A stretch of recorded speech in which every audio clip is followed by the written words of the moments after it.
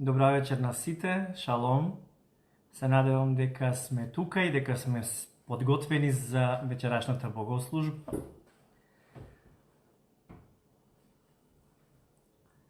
Дали се гледаме, дали се слушаме сите? Кој може?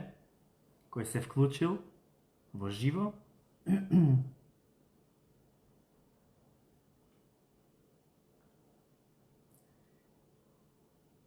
Ако има добар сигнал, би можеле да пишете со поздравот во коментари, за да можам да видам дали се во ред технички и да започнеме со нашата вечерашна онлайн богослужба.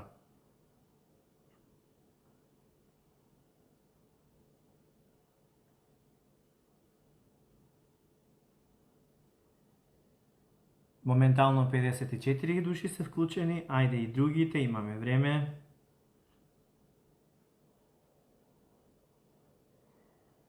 Слава на Бога, што имаме оваква можност и вечерва да сме сите заедно собрани да се молиме заедно и да му служиме на Бога исто така. Добро, Божи благослов до сите. Марија Митева, одличен прием, Васка Пешиќ, да се слушаме. Ивана Дамјан Сара, шалом. Сузана Ангеловска, добра вечер, благословено време. Нели исто така добро се чува. Одлично, драго ми е што сме сите тука се вклучуваме и веќе сме подготвени за вечерашната богослужба. Ајде сите кои што можете, слободно пишувајте. И би сакал, ако некој од вас имал некакво искуство со тековната ситуација со вирусот, може да пише кратко искуство во коментари, односно да испрати одреден коментар за тоа како се чувствува, како го надминува целиот тој процес, кое што верувам дека ќе биде и охрабрување за останатите кои што сепак имаат една мисла и грижа во врска со тој вирус. И доколку некој од вас е заболен, како што спомнав и сака и може да пише, нека каже како во целиот тој процес му помага Господ, затоа што Господ не ги остава своите чеда. Фала и слава на Бога што се содействува за наше добро и сето она што е по Божја волја е совршено добро за секој еден од нас. Моментално се наоѓаме во еден период во кој што гледаме дека времињата се малку непредвидливи, се соочуваме со разноразни појави, во економски аспект, политички аспект, здравствен исто така, но она што знаеме е дека ние имаме карпа, имаме темел на нашиот живот, а тоа е Господ Исус Христос. Во изминатиот период имаме да почнеме со пост и молитва да имаме, период од 21 ден, но исто така во тој пост рековме дека треба да се користи, да се применува дигитална детоксификација, која што значеше абстиненција од активности на социјалните мрежи, Facebook профили и различни други верзии на тие социјални мрежи.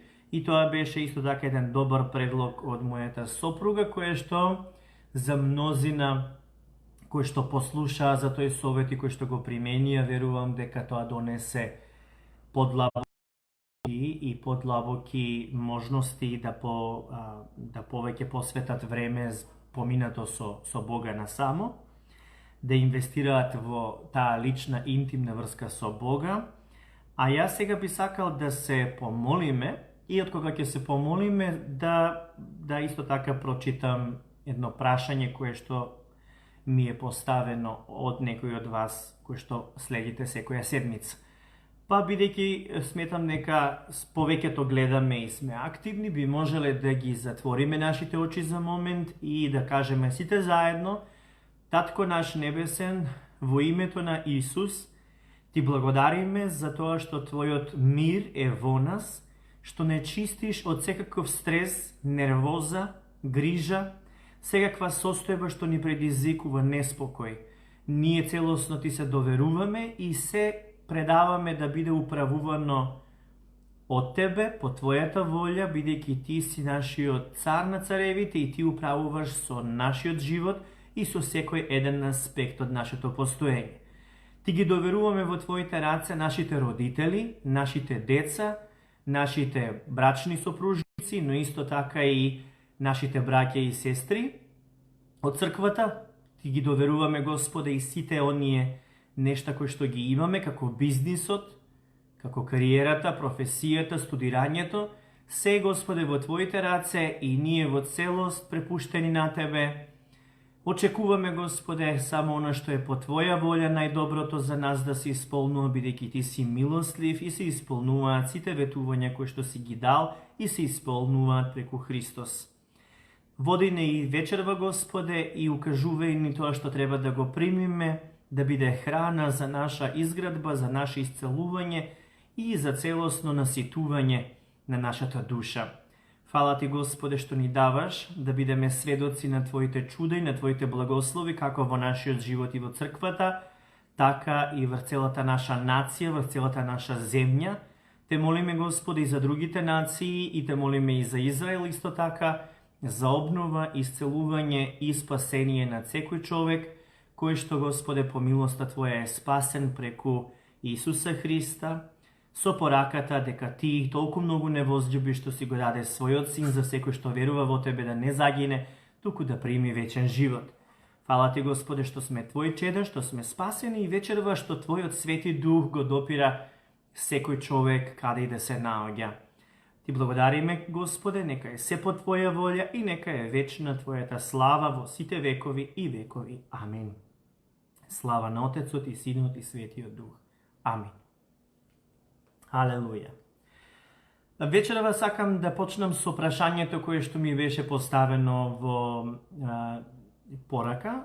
Можете и вие тоа да го направите. Наредната богослужба ќе биде специфично наменета за прашање и одговори, односно за духовни теми или прашања кои што се поврзани со библиски параболи и стихови и би можеле како вечерва, така и во текот на утрешниот ден да испраќате прашања на мојот пејдж, на Кајшаров пејджот, значи тоа е фан страница или фан пејдж, и таму има меседж, односно да се испрати порака, ја испраќате пораката со прашањето и можам по тоа да го погледнам и да го подготвам одговорот. Или пак би можеле да исто така испратите имејл со мали букви пастор Кајшаров, кој што се пишува на латиница, а Кајшаров е KAYSCHAROV @gmail.com.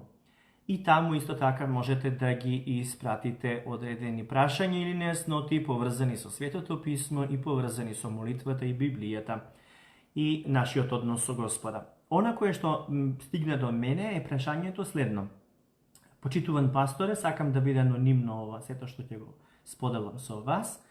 Вие рековте дека треба да има дигитална детоксификација, но мојата сопруга тоа не го прави. Се разбира, кога ќе поставувате вакви прашања, јас нема да ги, доколку наведете, нема да ги спомнувам вашите имиња и заради тоа ќе биде тоа испочитувано како дискреција, а прашањето кое што го поставува човекот е зошто мојата сопруга тврди дека верува во Господа, меѓутоа е целосно фокусирана на себе, егоцентрична и самобендисана. Како да ја кажам, а да не се навреди? Како да ја кажам, а да не предизвика тоа расправија? Како да ја кажам, а при тоа со библиски стихови да не ме бомбардира? Во овој случај, кога забележувате ваква состојба, најдобро е да се молите за вашата сопруга и за состојбата во која што е. Меѓутоа, како што еден алкохоличар никогаш не признава дека е зависен од алкохол, така ниту еден човек кој што е егоцентричен или нарцисоиден или самобендисан никогаш нема да признае дека е зависен од тоа да биде предмет на восхит, обожување или да дава мислење, да биде центар на внимание и слично. И токму таа егоцентричност одликува дека во личноста веројатно се појавува гордост. Кај христијаните нема потреба од гордост, не треба ни да има гордост, ниту пак ние Треба да покажуваме наши вредности, бидејќи секоја наша вредност и квалитет и способност се одлика на тоа што Бог го работи преку нас и низ нас. Соодветно за оваа појава која што се случува, за дигиталната детоксификација и абстиненција од социјална активност, можам да кажам дека секој си прави како што размислува и како што го води неговиот памет. Не би сакал да го осудувам, ниту пак вие да се воздржите, бидејќи сепак тоа не треба да биде предмет за расправија и расипување на домашната хармонија, но би можело да се поразговара секогаш кога вистината се кажува со љубов, колку и таа да е непријатна, на крајот љубовта победува и доколку на вистина има разбирање, може да се надминат овие ситуации и да спречи растот на егоманијата, заради тоа што ако не се спречи, тоа може да земе и други размери и може би веќе, ако нема корекција после ваков еден молитвена интервенција од ваша страна кон сопругата, доколку нема резултати, тогаш веќе може да се дискутира и за нечиста сила под кое што влијание би можело да биде самата личност, која што тврди дека е верник, но при тоа очигледно дека со постапките се однесува малку повеќе телесно. Она кое што сакам да го прочитам во моментов и што стигнува порака, тоа е од Светлана Стојановска, нашата сестра. Вели, јас направив тест во Систина и сум позитивна. Во изолација сум дома заедно со децата и возрастните родители, свекори и свекрва. Сите сме во добра здравствена состојба, без никакви симптоми, без големена температура, без кашлање, без болки, во радост сум. И не сме болни, пиеме сите витамини заради имунитетот. Ви благодарам, пасторе, на вас за поддршката и на молитвите. Фала му на Бога, Светлана, што Господ е со вас и што не дозволува ни влакно не дозволува да ви не достига од вашата глава, бидејќи тој е нашиот грижлив татко, и јас се радувам за тоа што си искрена и за тоа што се одлучи јавно да кажеш она што го поминуваш, да го споделиш тоа дека ете си била позитивна на тестот за коронавирус. И јас верувам дека нема ни тие симптоми да се развијат, заради тоа што посилен е Бог во тебе, отколку што е оној во светот. Амин. Другите кои што следите, слава на Бога, Анита вели, и останатите кои што пишувате, шалом, поздрав до сите, ќе ве охрабрам, ако има некој од вас кој што исто така поминува низ овој процес поврзано со корона или со COVID-19, може слободно да пише, додека во однос на овие прашања кои што ги добивам, како што добив и одредени мејлови за одредени стихови да ги одговорам, односно значењето на истите, кои што на вистина може да се толкуваат на еден или друг начин, сепак некои верници побараа да ги објаснам. Вечерва нема да ги објаснувам детално тие стихови, но наредната богослужба ќе ги споделам ако нели Бог даде, а до тогаш исто така и вие можете да поставите прашања, да ги испратите на имейл или во месидж, заради тоа што за вечерава јас подготвив една поспецифична храна, духовна храна, која што верувам дека ќе ве охрабри духовно, ќе ве подигне на едно повисоко ниво. Имено станува збор за примената на молитвата, но од еден друг аспект. И покрај тоа што е познато сето тоа, сепак јас сакам да го споделам, да биде тоа едно освежување, едно охрабрување за молитвата. Молитвата, знаете дека е разговор со Господа или средба со Бога, во кое што ние си го отвараме нашето срце и разговараме со Господ преку имено јазикот на нашето срце, а тоа е јазик на љубов. Кога јас му пристапувам на Господа да се молам, јас пристапувам со благодарност и се молам за сето она што веќе го имам, но исто така и за сето она кое што Бог го ветил во Светото Писмо, а сите тие ветувања заради Христос и преку Христос се реализираат во нашиот живот. Соодветно, во молитвата јас му благодарам на Бога и ги објавувам неговите ветувања, односно се повикувам на нив и ги објавувам во името на Исус. Откако тоа ќе го изразам, Јас се препуштам целосно во мир и во тој момент, ако имам во срцето поттик, го славам Господа, но ако се чувствувам можеби повеќе жеден, останувам во тој мир и Божјото присуство ме наквасува.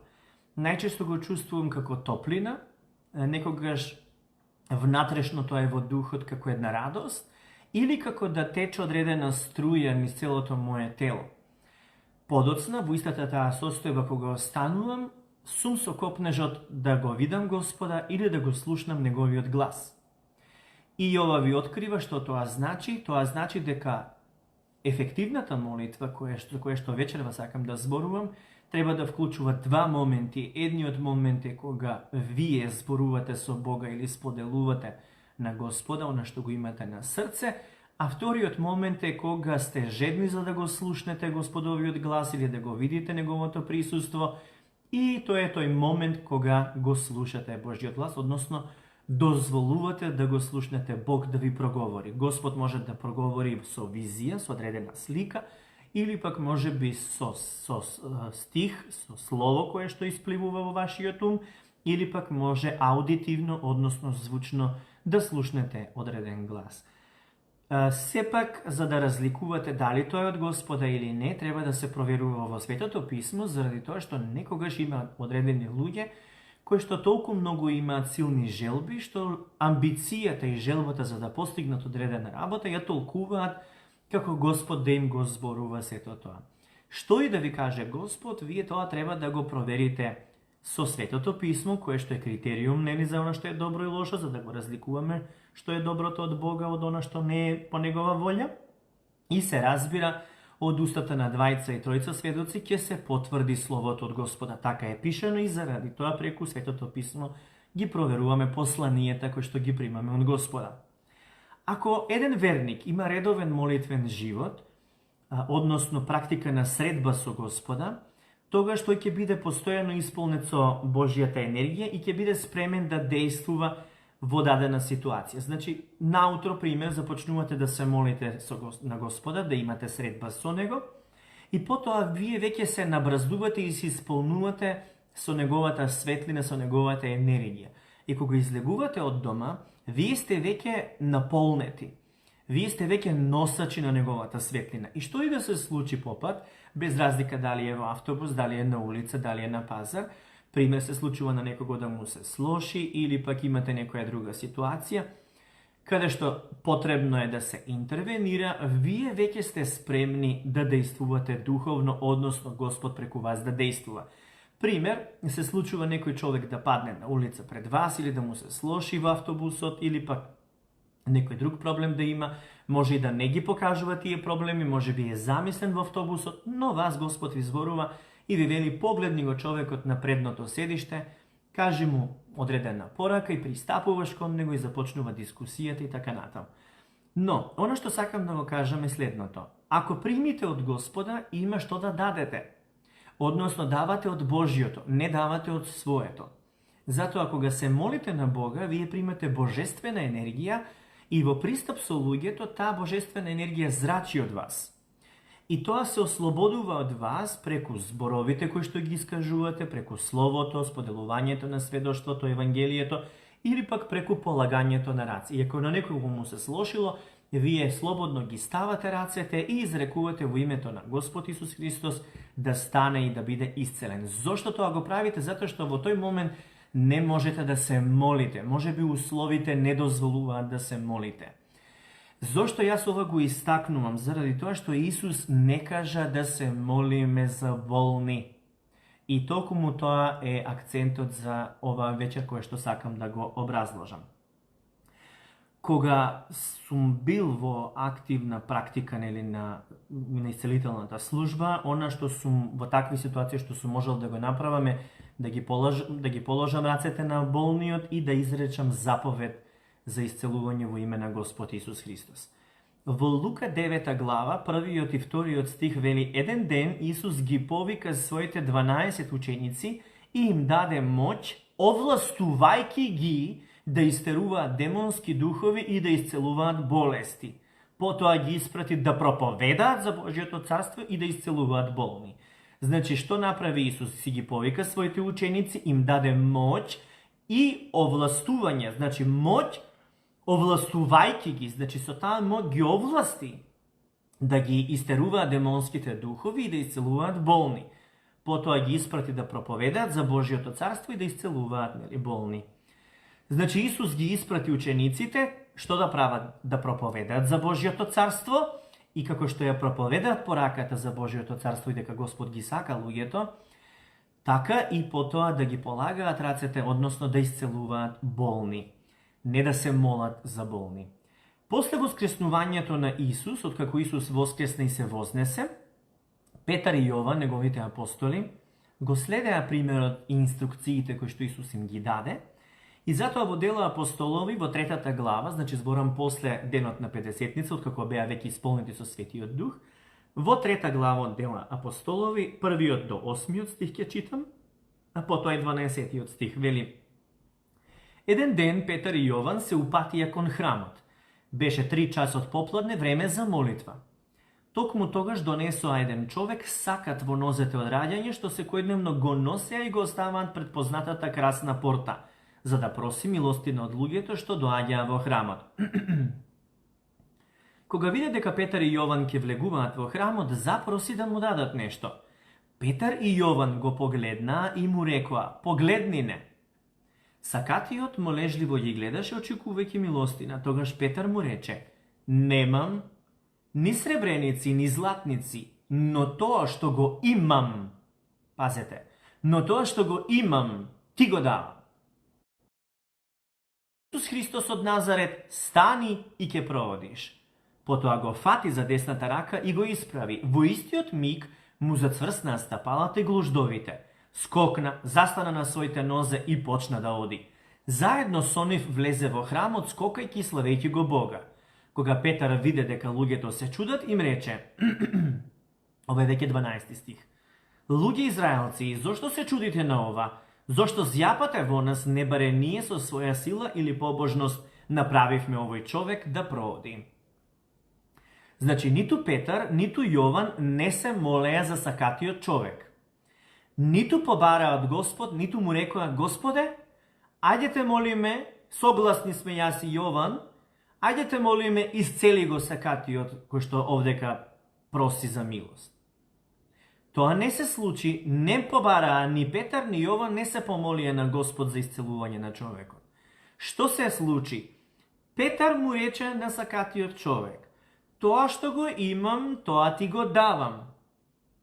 Пазете, што има Петар во него? Во 12 стих тој се обраќа на зачудениот народ и вели: Луѓе израелци, зошто се чудите на ова? Зошто зјапате во нас, не баре ние со своја сила или побожност направивме овој човек да проводи?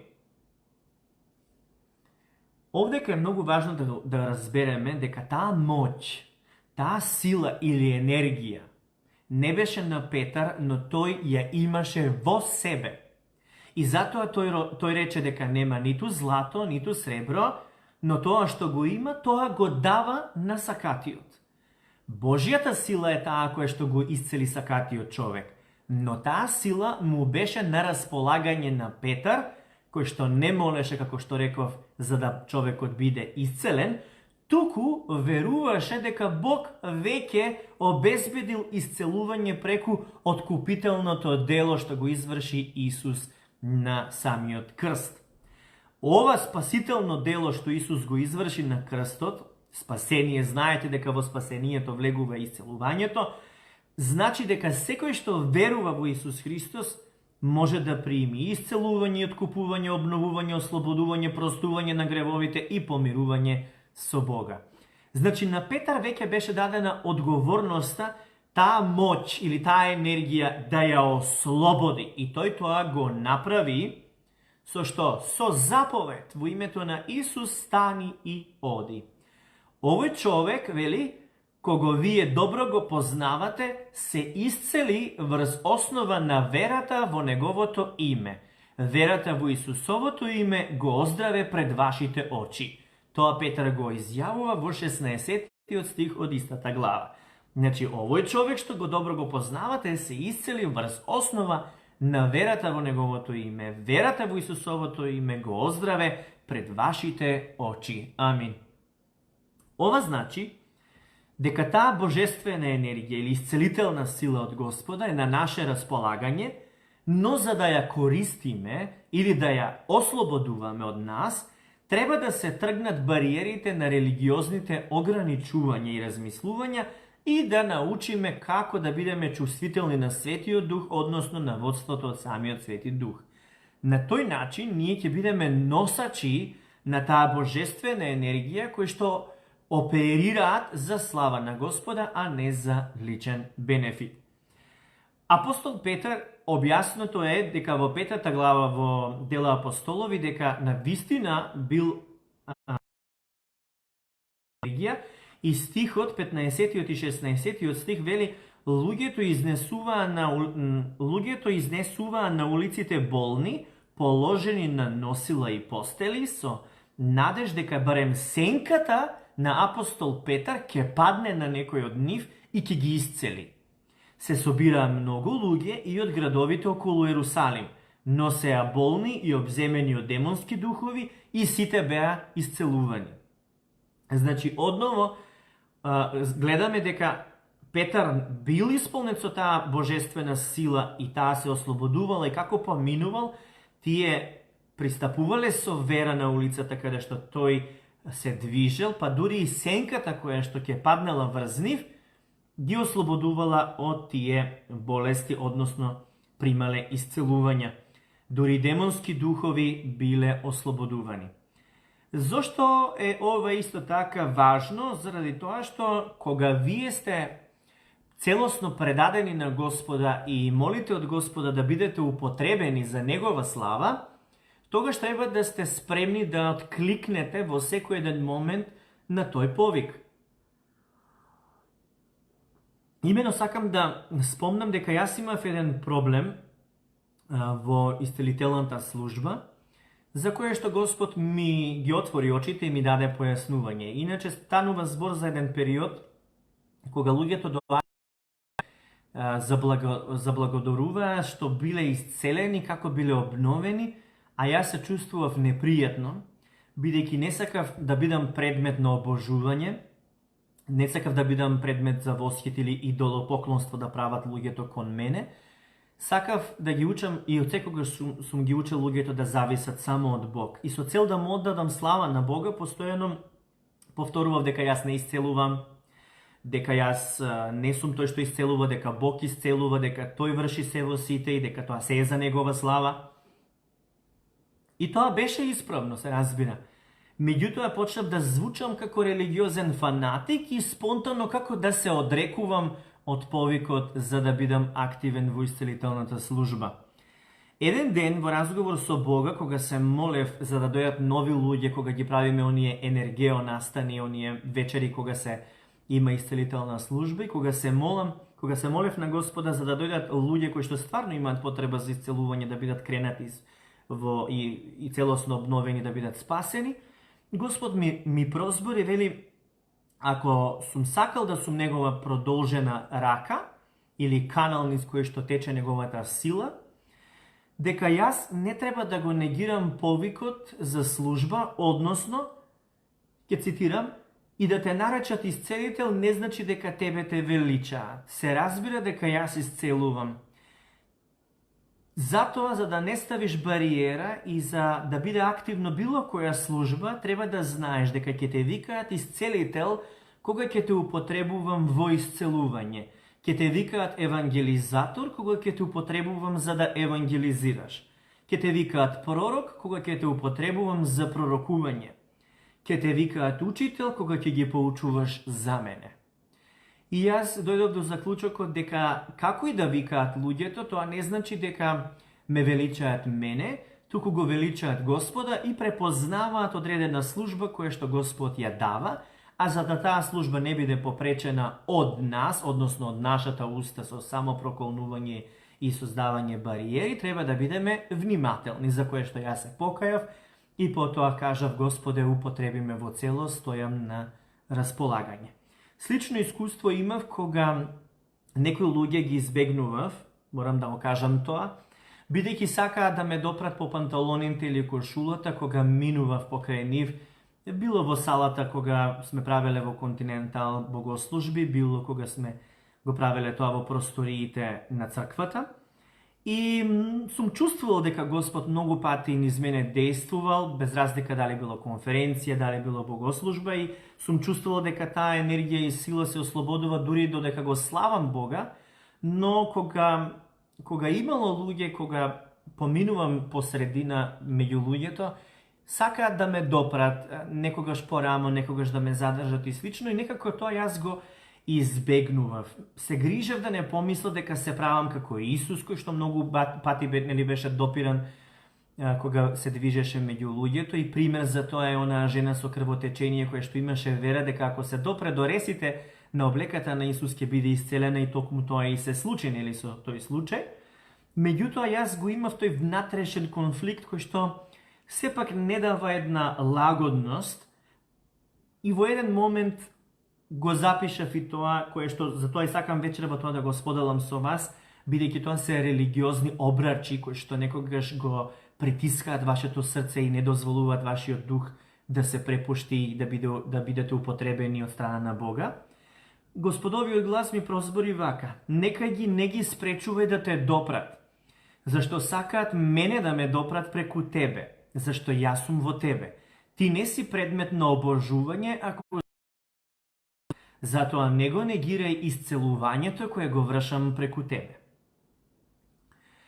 И тогаш веќе јас ги тргнав тие религиозни кочници кои што ми правеа проблем, а дојдоа заради една реплика од еден пастор кој што вие не го знаете, може би некој од вас го знае, кој што служи во една мала црква во Скопје, и го сретна во Трговски пред повеќе години, и ми рече: ти треба повеќе акцент да ставиш на теологијата на црквата, а не толку на исцелувањето, затоа што луѓето те знаат како исцелител, а не како пастор и Божи служител. И тоа, колку и да не сакав да го прифатам, веројатно ми влијаело, за да предизвика одредени стеги и одредени состојби како убедувања кои што ме ограничуваат. Но во молитвата со Господа, кога барам да го слушнам Неговиот глас, примам насоки, примам разобличување, примам изградување и охрабрување, и потоа Господ ми покажа дека тој служител кој што е повикан во таа црква, тие луѓе не доаѓаат редовно во црквата затоа што ниту имало чуда, ниту исцелување, ниту Светиот Дух, и дека сепак не станува збор за теологија, дека тоа е основната потреба за верникот, туку дека е потребен живиот однос да се развива кај верникот, живиот однос со Бога, кој што исто така има должност пасторите тоа да го изградуваат кај верниците. И јас, откако согледав дека Бог нешто ново прави со мене, се препуштив и одлучив да не ги следам тие религиозни модели, да го следам Исус, да бидам Негов инструмент, да бидам носач на Неговата сила и светлина. И затоа секој еден од вас го потикнувам по тој пат да чекори, заради тоа што вие знаете дека сме сите повикани нашето тело да е храм на Светиот Дух и да Неговата љубов се излева низ нашето срце. Апостолот Павле исто така беше таков носач на божествена енергија, па дури и кога врз болни ќе ставеа шамивче или дел од облека што се претходно била допрела до Павле, луѓето биле исцелувани, и тоа го пишува во 19-та глава на Дела апостолови, 11-12 стих, вели: Бог преку Павле правеше многу необични чуда, така што дури и кога врз болните ќе ставеа шамивче или дел од облека што се допрела до телото на Павле, болестите исчезнуваа, а обземените се ослободуваа од демонските духови. Ова не значи дека Павле бил идол, ова не значи дека Павле бил семоќен, ова не значи дека Павле бил подвижна електроцентрала. Туку значи дека он бил целосно оспособен, препуштен инструмент во Божјата рака, и низ него Господ ја излевал исцелителната сила, како што ја излевал и преку Исус, и соодветно луѓето биле исцелувани. Зошто јас сега ова ви го објаснувам? Заради тоа што електродистрибуцијата има задача да донесе електрична енергија до секое живеалиште, до нашето живеалиште. Но, кога ти имаш веќе струја во домот, не се јавуваш во Евана да им кажеш: ве молам, пуштате ми го телевизорот, ве молам, пуштате ми ја рерната, ве молам, пуштате ми го осветлувањето во дневната соба. Туку, тие веќе обезбедиле енергија и што е тоа важно сега што треба да го разбереме? Таа енергија е на твое располагање, значи на ваше располагање. Вие си вклучувате рерна, вие си вклучувате осветлување, вие си вклучувате други уреди кои што ви се потребни. Значи, ја довела струјата или електричната енергија до вашиот стан или живеалиште и вие располагате со истата таа струја како што вие во моментот имате потреба. Значи, ова не значи дека сте електроцентрала и дека вие сте тој генератор на струја, туку вие сте тие кои што имате контрола каде, како и зашто ќе ја користите електричната енергија, односно божествената енергија која што е на достап на секој еден од нас. Значи, вие одлучувате и не молите за таа услуга на електродистрибуција, или пак кон Господа, не се молите за таа услуга да ви биде овозможена, туку вие, откако поверувавте во Христос, вие сте веќе посинети од страна на Бога и вие сте поврзани со Господа со врските на љубовта и никој не може да ве откине од Божјото семејство. Соодветно, таа поврзаност со Христос како глава на црквата, а вие како органи во неговото тело, значи дека го примате импулсот или мислата од таа глава директно кон вас како член, односно како орган во тоа тело. Значи ги примате тие електрични импулси или таа божествена енергија која што јас сакам да ја нарекувам. Соодветно, вие треба да разберете дека како треба да работите со авторитетот во името на Исуса Христа и да знаете дека на располагање и на достап ви е Божјата сила или Божјата енергија која што се активира на ваша заповед, односно на твоја заповед во името на Исус Христос. Зошто ова е важно? Затоа што Бог сака да го следиме примерот на Исус, кој што знаете дека имаше постојана релација со Бога и користеше секоја можност да се моли на Бога, тоа го правеше најчесто насамо, се молеше на Бога, а кога беше меѓу луѓето не се молеше на Бога, туку действуваше кон луѓето, односно директно ги исцелуваше. Ќе потенцирам, Исус кога беше меѓу луѓето не се молеше: Господе, татко, сега крајни ги. Немаше такво нешто, туку во случајот со Лазар, кој што не го воскресна: татко, ти благодарам што ја послуша мојата молитва, и директно Лазаре стани и излези надвор. И различни други примери каде што самиот Исус заповедува и веднаш се случува исцелувањето. Ова е важно да го објаснам зошто, затоа што помазанието кое што беше врз Исус, истото помазание сега е врз нас, бидејќи Исус е во нас, односно поверувавме во Него и го примивме во нашето срце.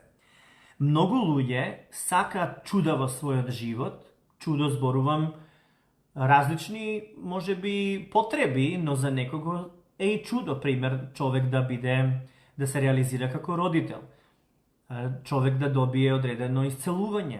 Сето тоа може да биде чуда, зависи од ситуацијата. Меѓутоа, некои луѓе немаат резултати од самите молитви. Зошто? Затоа што бараат од Господ да направи нешто за нив, за кое што тој сам им рече, тие да го вршат во Негово име. А што ни рече Господ? Што да вршиме во Негово име? Токму тоа што им го кажа на своите апостоли, и ќе го прочитам сето тоа уште еднаш. Исус ги повика своите 12 ученици, им даде моќ, овластувајќи ги да истеруваат демонски духови и да исцелуваат болести. Потоа ги испрати да проповедаат за Божјото царство и да исцелуваат болни. Соодветно, Исус веќе кога го примивме, он не овластува да го извршуваме неговото дело, кое што вклучува и ширење на радосната вест, односно пораката за Царството Господово, а исто така и да исцелуваме болни, да прогонуваме демони од самите луѓе. Значи, многу е важно да сватиме дека ние го имаме тој повик и она кое што Исус го вршеше треба да го вршиме и ние, и тоа да биде дел од нашиот духовен живот и духовната практика. Затоа што христијанството не е пасивна вера, не е тоа некоја хоби дека припаѓаш во некоја невладина организација, туку ние сме припадници во жив организам кој што е црквата и кој што е невестата на самиот Христос, по кој што Христос ќе дојде. Кога ќе дојде Исус, секој еден од нас, како што спомнав и минатиот пат, ќе дава отчет за тоа дали ние ги послушавме Исусовите зборови и ги извршувавме, или пак само ги послушавме и си ги зачувавме во нашето срце заради тоа што ни било срам, сме биле несигурни, не сме знаеле како, и бидејќи имате пастор кој што е повикан да ве учи како, затоа и вечерва имаме оваа богослужба, за да ве научам како да го следите тој пример и како вие целосно да се препуштите Господ да ви употреби и во исцелување, било тоа да е за вашето дете, било да е за самите вас и така натаму. Проблемот е во тоа што многу верници не знаат дека се овластени од Исус да действуваат, или пак некои знаат, но не сакаат да го користат името на Исус, односно не заповедуваат, не действуваат со Божјата сила и енергија. Меѓутоа, Бог овозможил неговата исцелителна сила да биде на наше располагање и од нас зависи манифестирање на истата. Имено, како верници, веќе не се молиме како да просиме од Бога, дај ни Господе, како што било во Стариот Завет, туку веќе се ни е дадено преку милоста на Господа, преку Христос, и веќе сме овластени да действуваме во името на Исус. Вие знаете дека Исус веќе го обезбеди нашето исцелување преку неговите рани, а има еден специфичен стих во Ефесијаните во првата глава, 19 стих и 20 стих, вели: и колку е преголема неговата сила кон нас, кои веруваме, според действувањето на неговата моќна сила, чие дејство го покажа во Христа, кога го воскресна од мртвите и го постави одесно на себите места. Значи, колку е преголема неговата сила кон нас, кои веруваме според действувањето на неговата моќна сила. Што ова значи? Ова значи дека ние имаме таа моќна сила и може да се ослободува во името на Исус, а она кое што сега сакам да го отворам како прашање, како што забележуваме, во овие стихови Исус не вика молете се за болни. Дали тоа значи дека не треба да се молиме за болен човек? Се разбира дека не. Но треба да се направи разлика дека молитва за исцелување на болен човек не е религиозна молитва, туку изрекување на Божји зборови и ветувања со верата искажани и во името на Исус. Таа молитва се вика енергична молитва и токму тоа е вечерашната тема, енергична молитва. Во текот на енергичната молитва може да се постават рацете врз болниот и да се изрече нели исцелување во име на Исус. Исто така може да се помаза со масло на неговото чело или на местото каде што има здравствен проблем и да се каже нели заповед за исцелување во името на Господ Исус Христос. Маслопомазанието е символ за присуството на Светиот Дух, а исто така ова го објаснува, пишано е во Јаков 5 глава 14 до 16 стих, вели: ако некој од вас е болен, нека ги викне старешините на црквата да дојдат и да се молат за него. Значи да повика кон служителите од црквата, тие да дојдат кај него дома и да се молат за него. Значи еве тука има насока да се молат за него. Потоа века нека ги замоли да го помазат со маслиново масло во името на Господ. Потоа објаснува, ако се молите со вера, ќе му помогнете на болниот. Што значи да се молиш со вера? Да се молиш со вера значи она што не е, да го видиш како да е, како да се случило. Што значи, ако човекот е болен, ти кога се молиш со вера, гледаш духовно, со духовните очи, како Господ го исцелува, но тоа што го гледаш треба да биде базирано на Божите зборови и ветувања. Имено, молитвата со вера значи го објавувам она ветување од Господ. Со раните Исусови ние се исцеливме и јас објавувам Светлана во името на Господ Исус Христос, објавувам дека е исцелена со раните на Господ Исус Христос. Таа е целосно исцелена сега.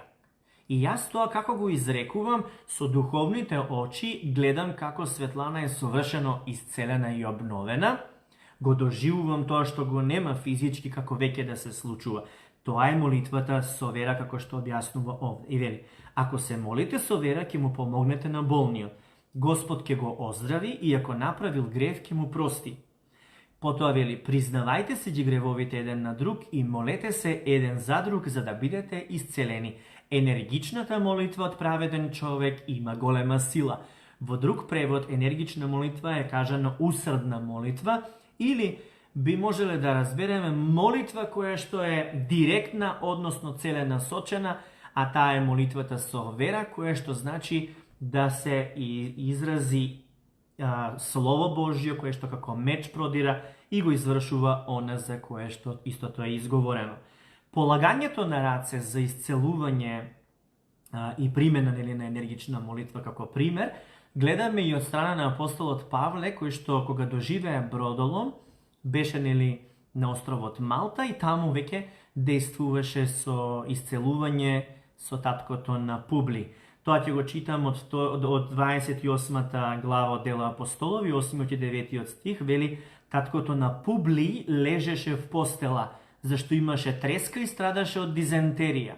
Павле му приде, се помоли за него. Значи, Павле дојде до него, се помоли за него.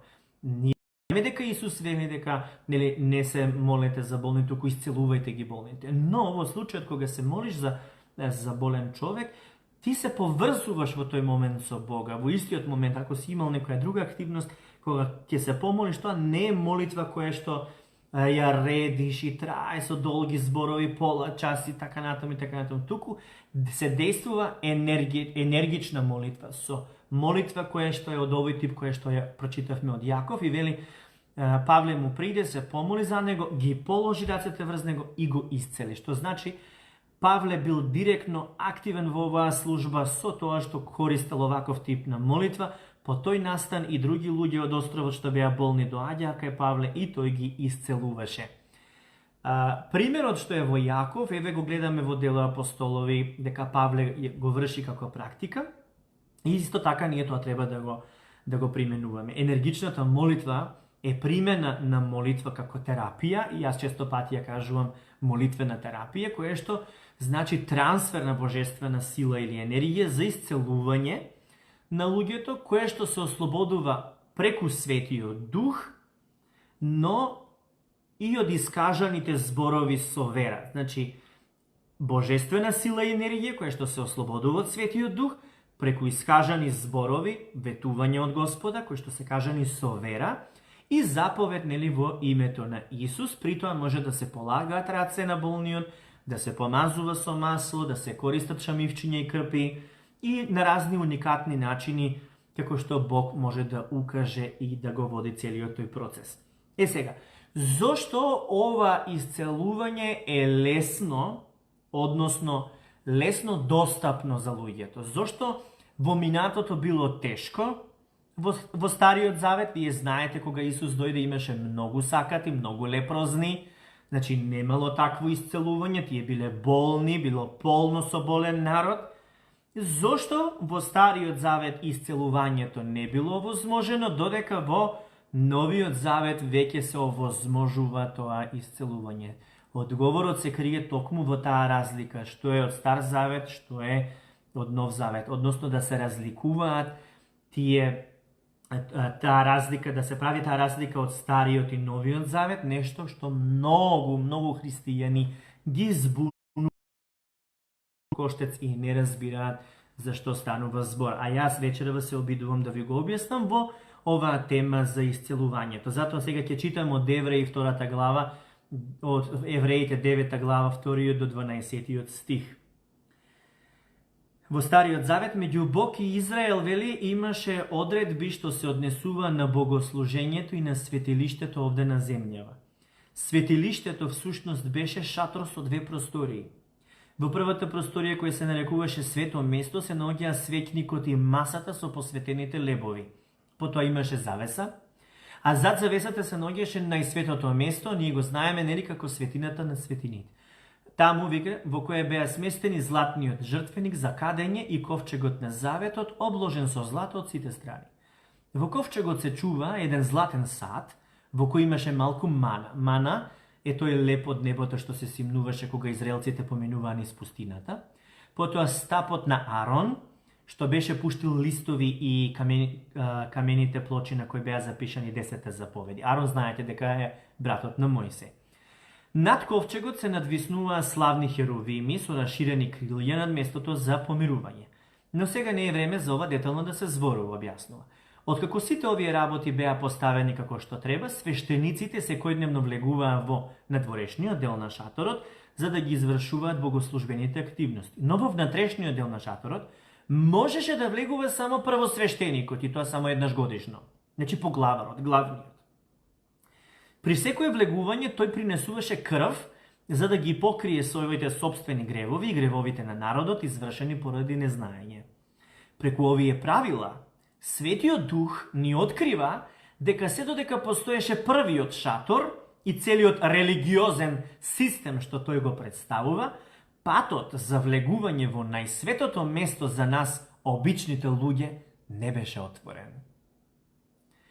Тоа е сликовит приказ на денешново време, бидејќи приносите и жртвите што му се принесуваат на Бог не може да им ја смират совеста на тие што ги принесуваат.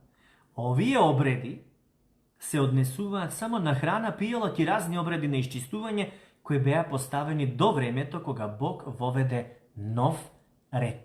Што воведе? Нов ред.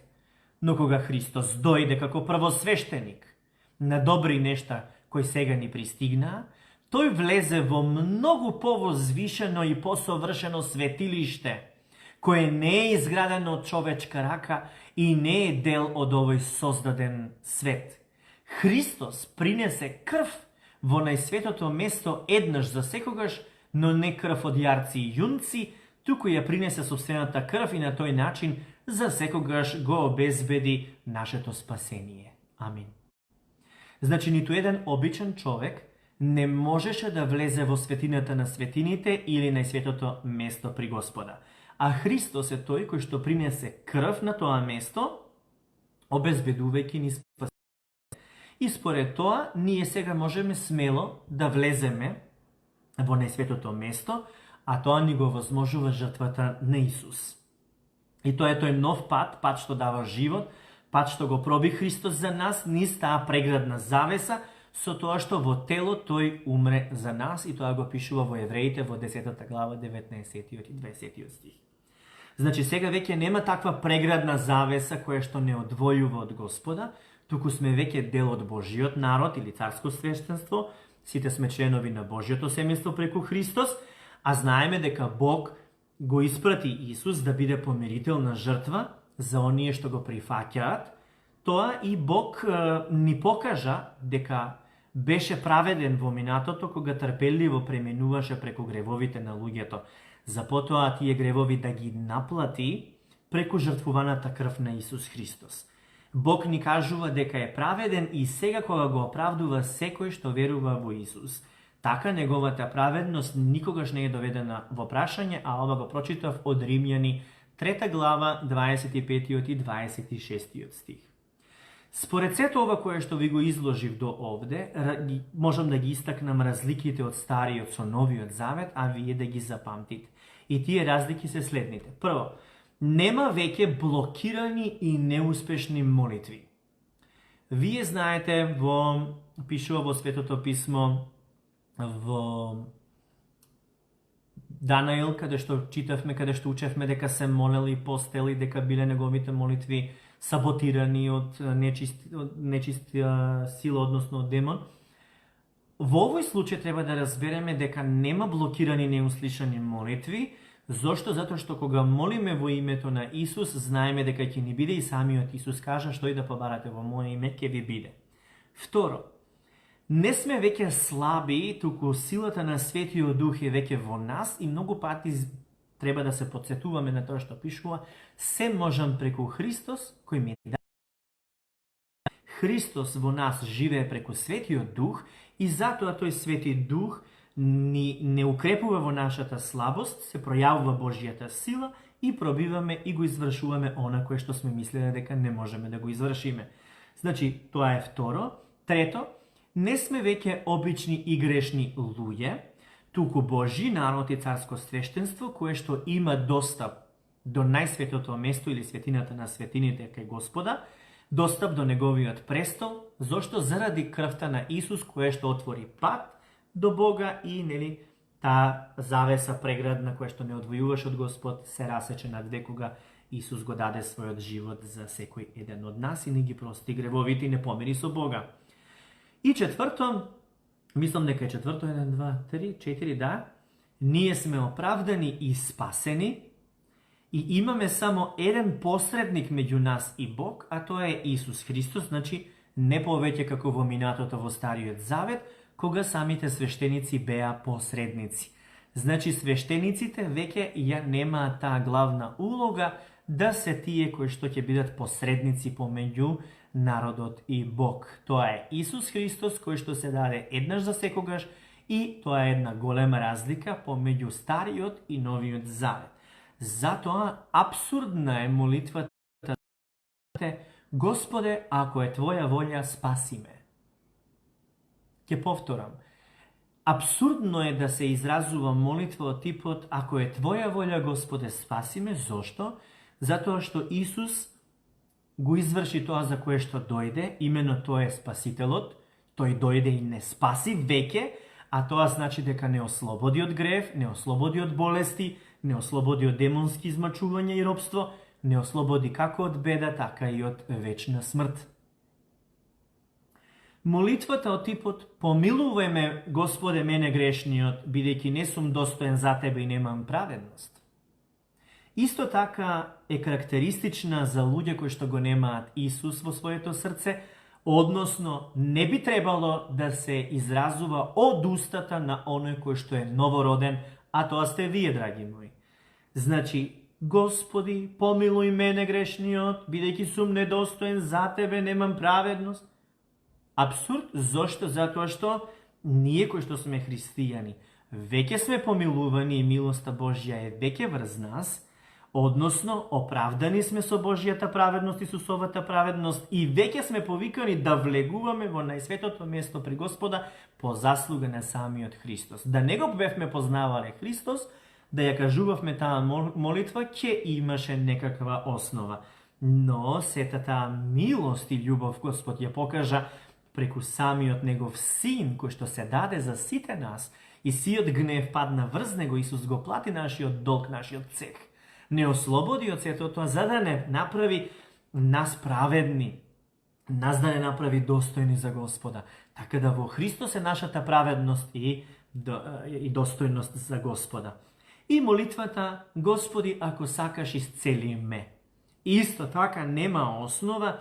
Предпоставувам дека таа молитва или таква тип на молитва била искажувана кон Господа од устата на луѓето во минатото кои што живееле според Стариот Завет и копнееле или да дојде Спасителот. Меѓутоа, сметам дека не е правилна и не треба да биде изнесувана од нашата уста. Зошто? Затоа што Спасителот дојде и не спаси и исцели. Знаете дека спасениот човек има на достап совршено исцелување преку Христос, затоа што веќе тоа исцелување се реализираше и тоа го пишува каде? Во Исаија, 53 глава, 4 и 5 стих вели: а тој ги понесе нашите болести, ги зеде врз себе нашите болки, додека ние сметавме дека Бог го бие и го понижува. За нашите престапи беше прободен, сотрен за нашите беззаконија. Казната за нашиот мир падна врз Него, преку Неговите рани ние се исцеливме. Амин.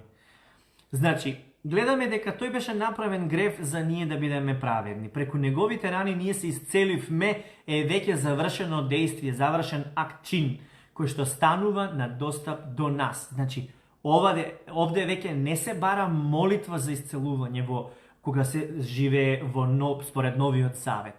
Туку спасението е дадено за нас, спасени сме, а тоа вклучува и исцелување.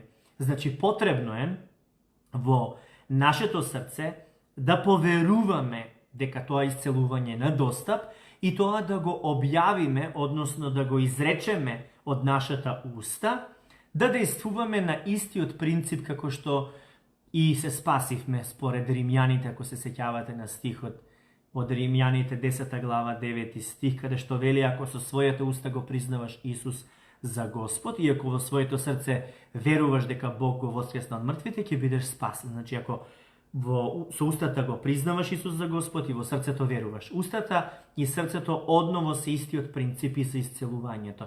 Ако ти со устата го изговориш тоа исцелување, кажеш преку раните на Исус, јас сум веќе исцелен, тоа исцелување ми е на достап, и тоа го поверуваш во твоето срце, тогаш ќе ти биде како што и ти бидна и се спаси преку вера во Господа и според овие принципи на кои што се применуваат со устата и со срцето. Значи, зошто е ова важно? Заради тоа што во Светото Писмо пишува: по твоите зборови ќе бидеш оправдан и по твоите зборови ќе бидеш осуден.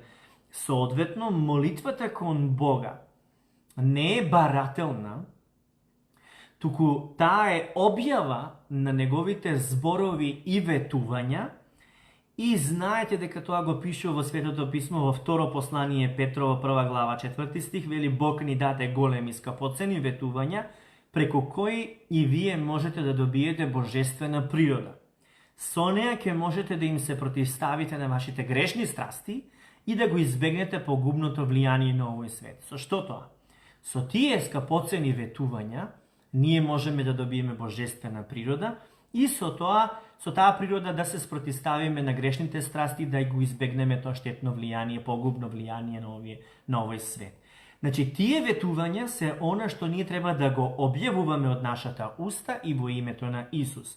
Зошто? Бидејќи Божите ветувања, колку многу и да се во Него, во самиот Исус Христос, се да и амин.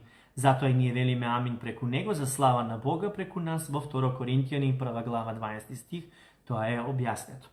Зошто јас ова ви го објаснувам? Заради тоа што, како што кажа, кога се молам јас на Господа, разговарам со Него на начин што ја изразувам таа благодарност за тоа што веќе го имам и за тоа што веќе ми го обезбедил преку Христос, соодветно ги објавувам тие ветувања од Господа како валидни за мене и за ситуацијата во која што се наоѓам.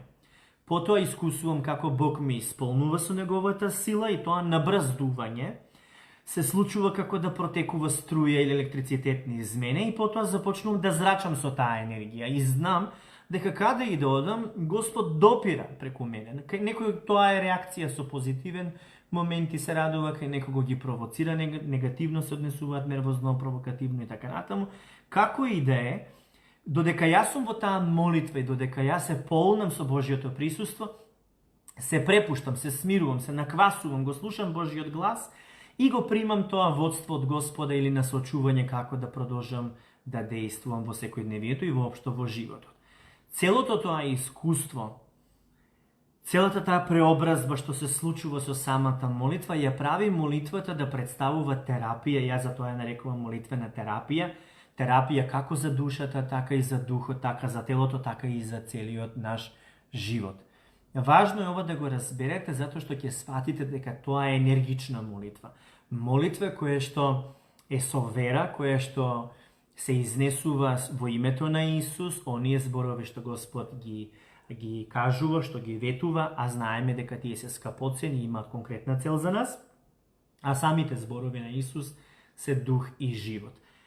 Знаете дека молитвата е разговор со Бога, меѓутоа тој разговор на Бога не треба да биде клише од молитва, не треба да биде молитва од обврска, туку да биде поттикната од љубов.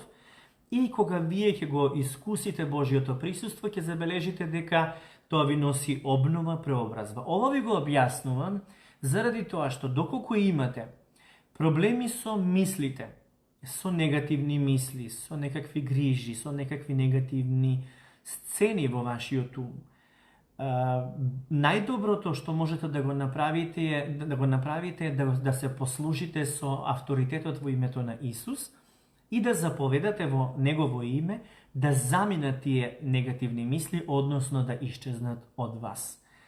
Во името на Господ Исус Христос заповедувам секоја нечиста мисла која што се појавува во мојот ум да исчезне во целост и секое упориште или убедување кое што се издига спротивно на Божјото Слово, сега да биде разрушено во корен во името на Исус. Кога ќе го заповедате на тој начин, потоа кажете во името на Исус, јас објавувам дека јас го имам Христовиот ум и во мене, во моите мисли се манифестираат Божите зборови, кои што ми носат радост, утеха и победа. Во името на Исус го објавувам тоа и изрекувам да бидам целосно исцелен и во умот, и во менталниот аспект, и во мисловниот процес. Амин. На таков начин може да си помогнете за да психички се освежите, се поддигнете и да се спротивставите на ѓаволот, како што вели во Светото Писмо, спротивете му се на ѓаволот и тој ќе побегне од вас. На таков начин, спроведувајќи го авторитетот во името на Исус, објавувајќи ги Божите ветувања и полагајќи ги рацете, вие таа божествена енергија ја насочувате кон и воопшто разумот и мозокот и се ослободува, се растаретуваат тие стрели на ѓаволот кои што ги нафрла врз вас како мисли кои што бомбардираат и не ви носат мир. Исто така, доколку имате некој здравствен проблем на физичкото тело, исто така вие можете со авторитетот во името на Господ Исус Христос да изречете да биде телото исцелено, да се обратите на телото да биде обновено, исцелено, бидејќи е живо и бидејќи е створено од Господа, но исто така може да се обратите на инфекцијата, на бактеријата, на болеста, да се обратите во името на Исус и да ја прогоните, бидејќи таа не доаѓа од Господ, туку доаѓа од непријателот. Користи негова војска или демонски сили, самите демони, да манифестираат одредени болести и воспаление на човечкото тело кај христијаните и соодветно вие како агенти Божји или како новородени христијани треба да ја примените власта во името на Исус, да се спротивставите на ѓаволот, да му се обратите на болест или инфекцијата како на демонски израз или израз на демонска личност и да заповедате истата да замине од вашето тело во името на Исус, бидејќи вие во целост му припаѓате на Господа и вашето тело му припаѓа нели на Светиот Дух. Ова е важно да го примените заради тоа што може да поминувате различни ситуации, а веќе подолго време не сме се виделе.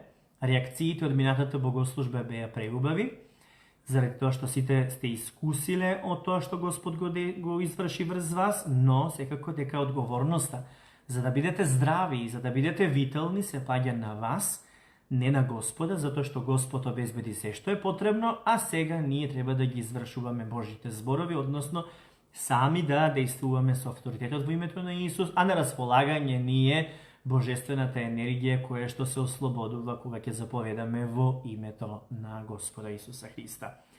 Ова значи исто така дека доколку имате милениче, куче, маче, коњ или папагал или што и да имате, зајче, желка, различни ситуации или различни животни, ако некој од нешто му се случува, се разбира дека можете да положите раце на било кое живо суштество и да действувате со авторитет во името на Исус и таа божествена енергија да ја ослободите. Се разбира, тука не станува збор за вашите најблиски, тоа се подразбира дека можете во секое време да го правите кон вашиот брачен другар, вашите деца, вашите родители, ако имаат потреба и како што кажав, тоа е на ваше располагање. Ако вие не положите раце и не ослободите божествена енергија, тоа е ваше право, Господ нема да ви се лути, но вие сте тие кои што правите рестрикција за неговата сила да допре и да ги исцели како вашето дете, така вашите родители, така вашиот брачен другар.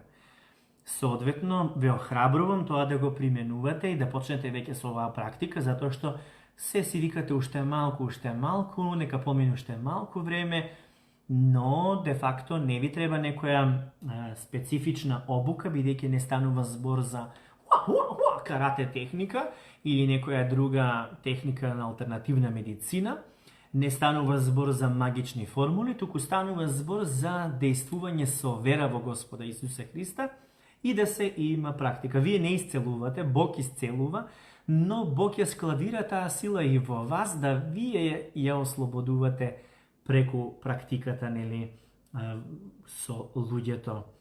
Затоа е важно сето ова да го применувате и да го одржувате доброто здравје, како за себе си, така и за вашите најблиски.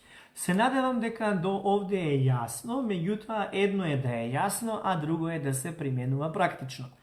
Не можете ништо да изгубите ако примените и не можете да сгрешите, што е најважно, но она што може да направите е да бидете пасивни, млаки и рамнодушни, кое што сметам дека е многу полошо. Би рекол да се охрабрите и сега, доколку има некој до вас, вие да ги положите рацете на него. Доколку нема никој до вас, доколку сами ја следите оваа богослужба, сами да си ставите на одредено место каде што имате воспаление или проблем и да го направите, да го примените овој исцелителен момент. Зошто? Заради тоа што не треба да чекате јас да изречам слово, јас тоа можам да го направам кога Господ ми дава на срце како минатата богослужба, но се разбира дека вие тоа треба да си го правите како врз себе, така и врз другите, а не да зависите од мене, туку од Бога. И Господ ми даде да ви го споделам сето ова, веројатно ви било потребно и ви требало мотивирање и охрабрување на вистина да се охрабрите и да го примените сето ова. Мислам дека сте подготвени. Ако сте подготвени, ајде, кренете ги рацете вака слободно, спремете се. И што ќе направите? Ќе ги положите рацете врз болен човек кој што е до вас, било на неговата глава, рамо, каде има проблем, или пак ќе ги положите рацете врз вас. Дали сте подготвени? Ако сте подготвени, ставете ги рацете на болниот човек или ставете ги врз себе си. Ставете ги и ништо не зборувајте, само препуштате се во љубов, во спокојство и мислете на Исус, мислете на Неговото присуство, на Неговата слава и светлина, мислете на делото што Тој го изврши на крстот за секој ден од нас. Вдишете длабоко, подесете го вашето срце со тоа што ќе мислите на Исус и сега потикнете благодарност во вас, како што ви кажувам и јас од мојот пример. Ти благодарам, Господе, што сме здрави и живи, што сме избрани Твои чеда, канали на Твојата љубов и на Твојата светлина. Фала Ти што действуваш преку Светиот Дух низ нас. Ние сме Твои и се наше е Твое и овие раце се Твои. Ти благодариме, Господи Исусе Христе, што се излева Твојата љубов во нашето срце преку Светиот Дух. Така е. Без љубов не може да се действува. И сега ова е таа молитва која што вие се поврзувате со Господа или изразувате благодарност. И сега може да се повикате на видувањето кое што Исус го даде. Можеш да кажеш: во името на Господ Исус Христос објавувам дека Божја волја е сите луѓе да бидат исцелени, да полагаме раце на болни, дека тие ќе бидат оздравувани. Така кажа Исус, така правам. Ги ставам рацете на болен човек и изрекувам: во името на Господ Исус Христос, биди исцелен. Ако си го изрекол ова, со духовните очи види како човекот е исцелен, односно како таа божествена енергија како светлина протекува низ тебе и продира во човекот како светлина која што ја прогонува темнината од него и така болката заминува од него. Кажи го на човекот уште еднаш: во името на Господ Исус Христос, биди исцелен, стани и оди, биди здрав и жив, благослови го на начинот како што можеш или како што имаш во твоето срце. Ако е врз тебе, врз твоето тело, кажи: моето тело му припаѓа на Господа и тоа е создадено да биде храм на Светиот Дух. Во името на Господ Исус Христос, тело мое биде обновено и исцелено за слава на Бога сега. Погледни ги со духовните очи сите тие сцени, како телото ти се обновува во секоја твоја клетка, во секоја функција, се обновува во истата секунда. Зошто? Затоа што изреченото слово од Бога го исполнува тоа за кое што е изречено и не се враќа празно. Гледај таа слика како се извршува тоа што го рече. Гледај го тоа и не се сомневај во тоа што си го кажал. Верувај тоа што си го кажал дека се случува и се случува веќе. Погледни со духовните очи како веќе совршено е исцелено твоето тело. Нека биде така во името на Исус. Амин. Амин. Слава на Бога. И ќе почувствувате мир, ќе почувствувате топлина. Ако останете во ваков мир, може да го слушнете и Божиот глас, ако копнеете за тоа, затоа што секој кој што пристапува со копнеш, секој ќе му биде дадено, затоа што Господ одговара на оние кои што жедно бараат. Сакам да ви објаснам исто така дека Божјата волја не е да имате тумор, да имате рак, да имате инфекција, бактерија, вирус или што и да е. Тоа не е по Божја волја и Господ на никого не му наметнал болест. Да му наметне Господ на некого болест, значи да му нафрли грев. А Бог е совршен и праведен, во него нема грев, соодветно. Гревот е тој кој што создава болести, гревот и последиците од гревот. Исто така, а знаеме дека гревот е разрешен преку Христос. И кога вие ќе се повикате на тоа дека вашиот грев е разрешен преку Исусовото дело на крстот, тогаш се покајувате и веќе гревот нема активност во вас, соодветно не може да има разорни действија. За сето тоа да биде целосно, користите полагање на раце и енергична молитва или молитвена терапија, која што се изразува со вера во Исусовите зборови или Божиите ветувања и зборови, кои што ги изговарате и ги изговарате во име на Исус, а потоа ги гледате со духовните очи како се реализираат во вас или врз човекот за кого што се молите. При тоа може да користите помазување со масло врз човекот или пак да користите на крпа, на салфетка можете да ги положите рацете, да се помолите и да подадете на некому. Тоа го правам во исцелителната служба и во овој случај ние знаеме дека Бог исцелува, а јас објавувам исто така дека сум негов служител и соодветно дали ќе бидам како исцелител, како евангелизатор, како пророк, како учител, како апостол, тоа е Божја волја и милост. Но се предавам на него и според неговата волја што треба да биде и како треба да бидам активен и употребен, нека биде за слава на Бога. А истото го посакувам и за вас, се разбира, ако и вие тоа го посакувате, ова не значи да се правите посебни, затоа што ако мотивот е да се покажете дека сте специјални, моćни, надприродни, тоа е тоа што е погрешно, бидејќи тоа не е за слава на Бога, туку за лична сатисфакција. Но доколку мотивот е луѓето да чујат за Исус, да бидат ослободени од гревот, од непријателот, од јаволот и да бидат спасени, да го прослават името на Исус, тогаш на вистина ќе бидете убав канал низ кој што ќе тече таа Божја енергија уште повеќе и повеќе и Господ моќно ќе ве употребува. Немојте да мислите дека оваа служба е само за одредени личности. Сите верници се повикани во оваа служба, заради тоа што во Евангелие по Марко, ќе отвориме 16 глава, сите вие овие стихови ги знаете, меѓутоа има луѓе кои што вечерва прв пат слушаат и тоа не случајно ги слушаат овие зборови, ова вечерашна проповед. А во Марко 16 глава вели: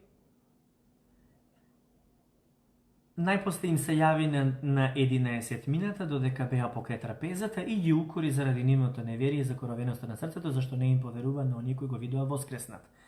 И им рече: одете по целиот свет и проповедајте го Евангелието на секое создание.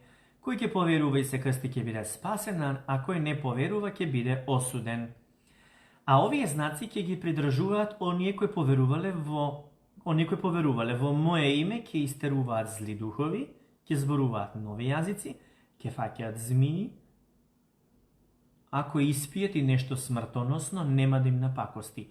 Ќе полагаат раце на болни и тие ќе оздравуваат.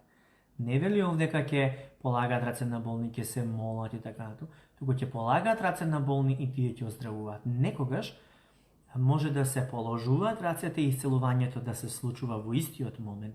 Некогаш потребно е вие да се помолите за да се поврзете со Бога, бидејќи сте насекаде до тогаш активни. Така да во овој случај полагањето на раце на болни и исцелување на болните е исто така од знаците кои што Исус ги дава за сите оние кои што ќе веруваат во Него и ќе действуваат во Неговото име, значи со авторитетот на Неговото име. Затоа е се тоа важно да го земеме во практика, затоа што на овој начин му дозволувате Бог да действува низ вас. И Господ ако сака да ве исцели од одредена болест, тоа ќе го направи во секој еден момент ако вашите раце му ги предадете на располагање, односно ако вие во целост се предавате он да действува низ вас. Но не како пасивни кукли, туку да действувате со авторитетот во името на Исус и заповед за исцелување кое што ја ослободува таа божествена исцелителна енергија или сила. Сега би можеле исто така да пратите некој коментар или пак да пишете коментар или пак некое друго искуство доколку имавте или некое прашање, бидејќи веќе сме при крајот на оваа богослужба.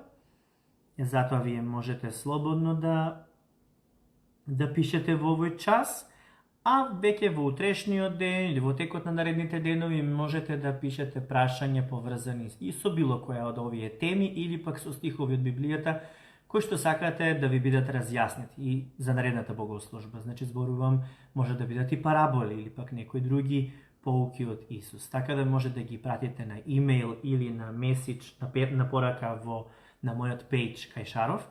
И јас ќе ја добијам и ќе ви одговорам, ќе подготвам одговор за наредната богослужба. Додека за вечерва можете коментар или некој искуство на кратко да пишете, бидејќи привршуваме со богослужбата. Додека вие пуштите поздрав, коментар или било што, јас сакам да го прославам Господа со песна и додека јас го славам Бога, вие можете да испратите, како што реков, коментар.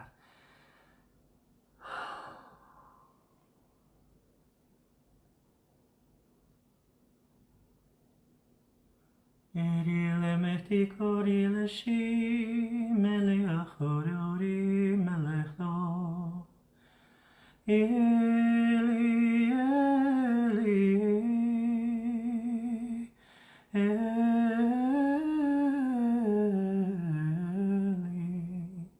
Lime horiesi melechori lime shinoch.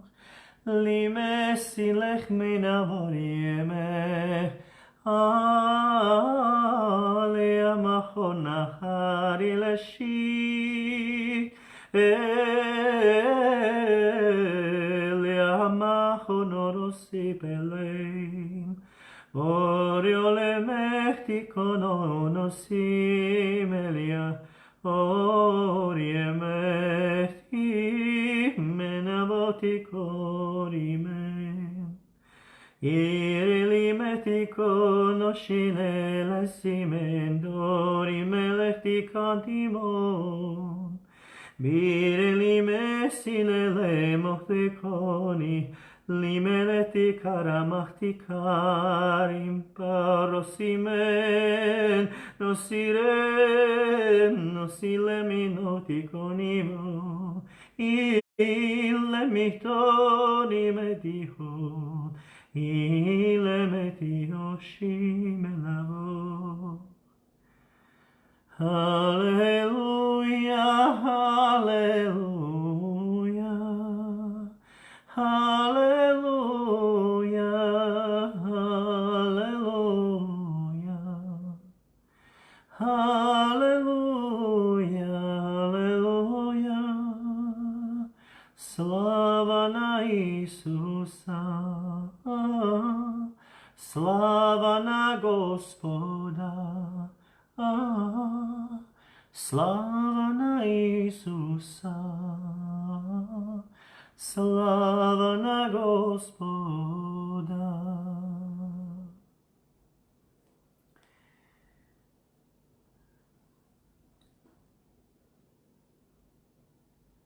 Слава на Бога. Сега би можеле да ги прочитаме коментарите. Океј, почнувам со Зоза, амин, вечна нека е славата на Господ Исус Христос, нашиот единствен Спасител, амин. Слободанка исто, амин, слава на Господ Исус Христос, Слободан Тасев исто, слава на Бога, Боби исто така, Бранкица. Росана цитира стихот, Марко 16 глава. Давор Арджик вели, имав болка во левото ребро, после молитвата осетив топлина, а потоа како нешто да ме пресече и потоа болката помина. Алелуја, тоа што те пресече, како бодеж или како нож да сече, тоа е словото во многу е словото како меч, што го расекува она место каде што болката е лоцирана како нешто што како да кажам, како торба која што е полна со гнев или со фрустрација или со незадоволство или со некакви нечисти емоции или гревови, Господ тоа го откинува со словото, го трга од секој еден од нас. Илица Настовска, прекрасна богослужба, слава на Господ. Жулиета Батева, амин. Марина Анастасовска, пасторе Божи благослови, врз вас и вашите најмили, слава на Бога за се што ни дава благослов и врз цела црква. Амин. Ивана Дамјан Сара, прекрасна богослужба, одвој чекавме да дојде сабота да слушаме за нашиот жив Бог Исус Христос, многу поучна, бидете благословени вие и вашето семејство и сите браќи и сестри во името на Исус Христос. Амин. Веца Мицева, амин. Катер Истовска, прекрасна богослужба, бидете благословени, пасторе, вие и вашиот дом. Благодарам. Таневски Иван вели, благословен бидете вие и вашето семејство, го осетив Божјото присуство и едва чекам за следната богослужба. Фала и слава на Бога за тоа. Бранкица Стојќевик вели, бидете благословени во сета Божја полнота, вие и вашето семејство во името на Исус. Прекрасна и многу поучна богослужба се да е за слава на Бога. Амин, нека биде така. Жулиета исто вели, Бог да благослови предавањето ви. Никола Василевиќ вели, имав болка во десното рамо, во текот на молитвата, осетив топлина како ми помина низ целото тело и уште додека се молев, болката ја снема. Слава на Бога, слава на Господ Исус Христос, алелуја, амин. Така е, Никола. Татјана вели, вкусна и калорична духовна вечера. Ви благодарам, пасторе, благослови врз вас и вашето семејство во името на Господ Исус Христос, амин. Иван Надонче, осеќав болка во нозете и кога ги ставив рацете, осетив топлина во нозете. Сакам тоа да ви кажам, кога ќе ги ставите рацете покрај топлината, кога ќе ги трнете рацете, нели таа поминува таа топлина, но исцелителната сила внатре веќе пробива, да знаете дека некои чувствуваат исцелување во моментот, а некои за неколку часа од после или веќе другиот ден се сосема здрави. Елена Макаловска вели, после минатата богослужба добив многу дарови од Бога, толку близко до Него, никогаш не сум се чувствувала во толку голем мир, не сум била никогаш. Добив слово, добив стихови во песна за славење, добив насоки да се молам за луѓе кои не ги познавам, луѓе кои ги познавам. Добив слово како да ги отфрлам стравовите и да ги снема за секогаш. Оваа богослужба само го потврдува тоа дека преку вас, пасторе, се излева се што нас ни е потребно за Негова слава. Насока како да се грижите за стадото, бидете благословени во Исусова полнота. Благодарам, Елена, и сакам да те поздравам и да му заблагодарам на Бога за тебе, затоа што песната што си ја испратила на мојата сопруга Милена, ја слушнав, преубав е твојот глас и словото кое што го опеваш е директно од Господа. Истина е преубава мелодијата и верувам дека ќе имаме можност да ја слушне целата црква, заради тоа што навистина е директно, додека ти работиш, ти дава Господ да пееш и да го славиш, а словото е преубаво и мелодијата навистина допира во срцето. Петранка Николовска, слава на Господ Исус Христос, живиот Бог. Драгица вели, прекрасна богослужба, бидете, ми замина ова, каде отиде, се тргна некако чудно. Се надевам ќе најдам, Драгица, одново ми излегла коментарите. Да, еве. Претходната богослужба бев исцелена, пасторот, голем стрес во стомакот, слава на Бога и фала на вас. Даниел Јанич вели прелепа и предивна богослужба, хвала на Исус, амин. Нелипа втиска, Божи благослов за вас, пастори, и твоето семејство, да ни даде Господ да разберем колку многу ни е дал, за да исползваме Неговата сила и мощ за Негова слава. Амин. Убава песна, пасторе, поздрав од семејство Јандриевски, поздрав до Крсти Зорица. Јана исто така, прекрасна богослужба, слава на Бога, да сте благословени во името на Господ Исус Христос, пасторе, и целото ваше семејство. Сведок сум за тоа како Бог ви употребува како трансфер на Божјата енергија и сила преку полагање на вашите раце. Имам доживеано многу исцелување и чуда, како за мене, така и за моето семејство. Вечерва слушнавме многу силно храбрувачко слово за енергичната молитва, која верувам практично ќе го примениме како реалност во нашиот живот. Амин. Верувам дека е јасно и се потрудив да го изнесам тоа на едноставен начин. Се помоли Господ да действува, да ви биде лесно и практично да биде разбрано со едноставен јазик, за да може да го применувате, бидејќи навистина е дар од Бога да се има Христос и да се има силата на Светиот Дух и да се действува во име на Исус. Желка Пецо вели прекрасна и многу корисна служба. Јас сум Божјо дете, моите раце му припаѓаат на Господа по милоста Божја. Господ делува преку моите раце и ги исцелувам луѓето. Се за слава на Господа, ќе те славам Господе. Амин. Нада Богдановска, прекрасна богослужба, слава на Бога. Имав некои лоши мисли со молитвата, ми се олесни и немам сомневање повеќе. Амин. Поздрав до Мирослав Недевски, поздрав до Благица Михајлова.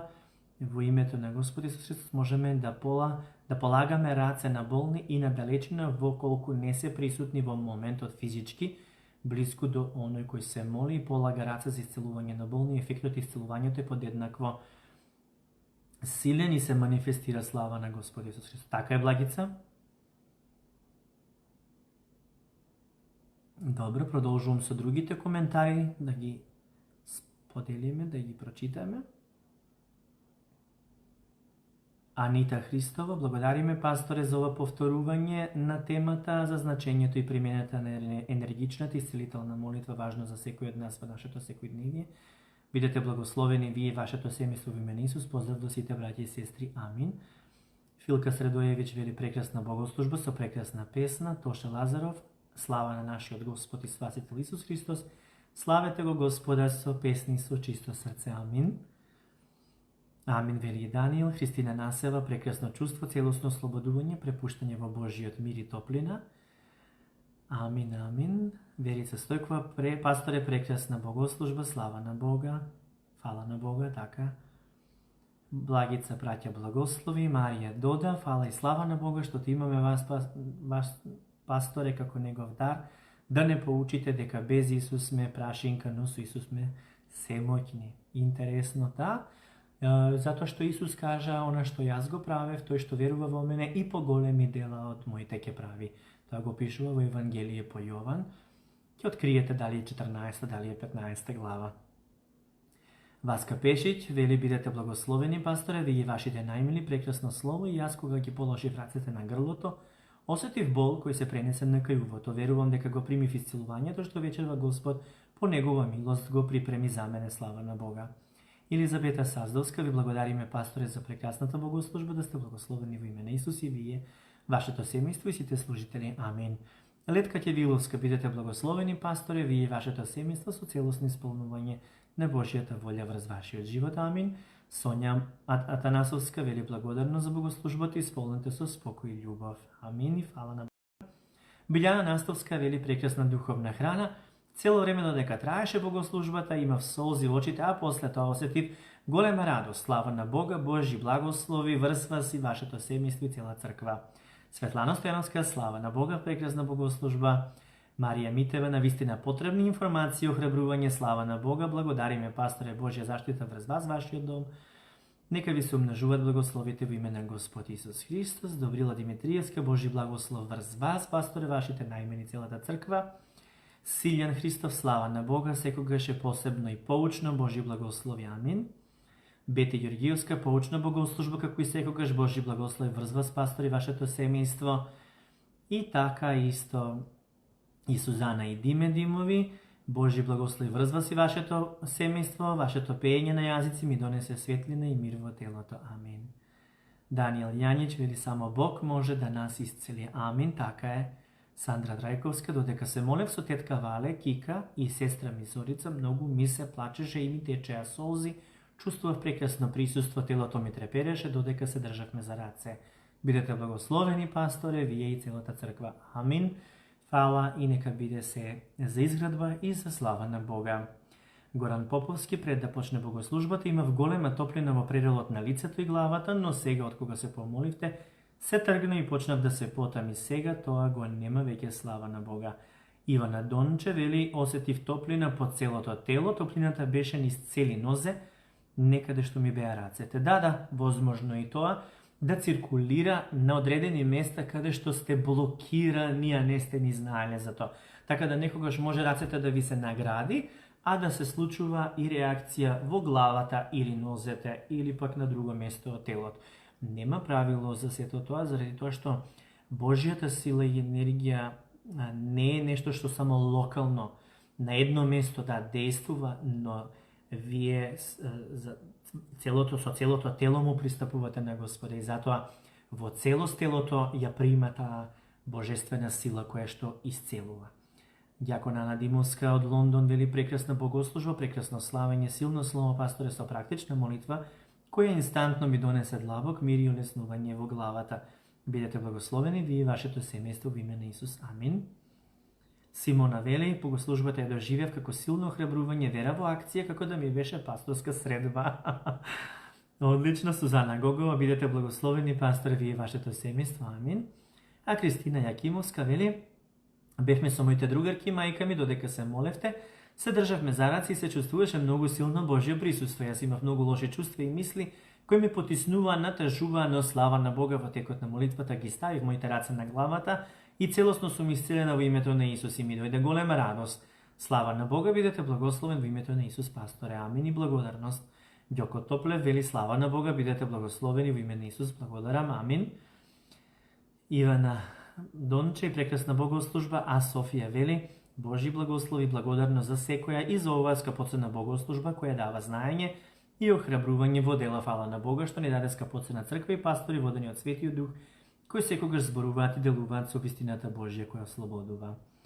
Варвара исто така благодарност и подсетување за сето ова како слово. Лиле исто така кажува, пред некој ден се подсетив на семинарот Инструмент, вечерва вие не подсетивте на значењето и потребата на молитвата, ви благодарам. Веца Мицева, прекрасна богослужба. И Гордана исто така Стојановска вели, слава на Бога, богослужбата беше прекрасна, поучна и многу ми беше потребно за насоките за молитвата, како да се молиме во семејството. Со полагање на рацете врз Марио, осети посебно треперење врз еден болен дел од телото и фала и слава на Бога. Ќе биде исцелен во целост. Амин. Терзиева Мила вели, додека пеевте на јазици како толкување ги слушнав овие зборови. Секој што го бара Исус го наоѓа. Господ сите ги пробира. Прекрасна богослужба. Многу се радувам, бидете благословени, пастори, и целото ваше семејство во име на Исус ве сакаме. Ви благодарам на сите. Маре Петровска вели, многу силно, поучно и јасно слово се излеа вечерва преку вас, пастори, му благодарам на благослови до вас и вашето семејство. Пасторе, многу ни недостигате сите, и вие на мене, на нас, ни недостигате, и верувам дека наскоро дека ќе се видиме и во физичка реалност. Душанка Петрова или благодарам за ова прекрасна богослужба, пасторе. Потоа објаснува, кога се молам за еден близок човек, насамо ги прокламирам Божиите ветувања за негово исцелување на глас и на вистина верувам дека Бог му обезбеди исцелување. Но кога сум во негово присуство, тој не ми дозволува наглас да се молам. Тогаш само полагам раце со благодарност кон Бога, тивко во себе, ама не гледам пробив на молитвата. Дали неверувањето на човекот е пречка за исцелувањето? Некогаш да, заради тоа што во исцелувањето пробива Божјата љубов, а ако срцето на човекот е затворено, односно чува гнев, не простува, тоа го блокира да не може да прими од Божјата љубов, но Бог е поголем од се и доволно е да се молиш и на дистанца, односно и кога не си во негово присуство, кога да се молиш и да објавуваш, без да се откажуваш, а Господ еден ден ќе те направи сведок на исполнување на таа молитва, доколку ја кажуваш со вера и со авторитет во името на Исус, но базирано на Божите ветувања, а Божјо ветување за тоа е: поверувај ти и твојот дом ќе се спаси. Росана Христов, ели алелуја, за исцелувањата што ги прави Господ за оваа богослужба и за песната која ја излеа, особено освежување осетив за време на славењето. Има визија како словото кое го зборувате продира низ моето срце и ме исцелува. На вистина словото е меч со две острици, кој длабоко продира, покажува какви на вистина сме и со тоа исцелува. Кога ги положи в рацете вас човекот до мене, осетив силна топлина во нив, љубов во срцето и наежување на целото тело. Така е. Виолета Ристовска вели: немам зборови со кои би можела да го искажам силното чувство од оваа богослужба. А Мирослав Неделски вели: прекрасна богослужба, поздрав до вас и вашето семејство, пасторе. Божи благослови врз сите вас, поздрав. Амин, благодарам. Суза Ристовска вели: прекрасна богослужба, пасторе, со едноставни зборови, достапни, разбирливи за сите, прекрасни тема. Божи благослови врз вас, вашето семејство и до целата црква. Амин и благодарност до сите вас. Јованка Настасова вели: ја осетив Божјата светлина во мојата утроба, а потоа олеснување. Нека е благословен нашиот Господ Исус Христос и вие, пасторе, за вашето семејство. Благодарам, Јованка. Тања Николовска вели: Божји благослов врз вас, пасторе, и врз целото ваше семејство. Благодарам.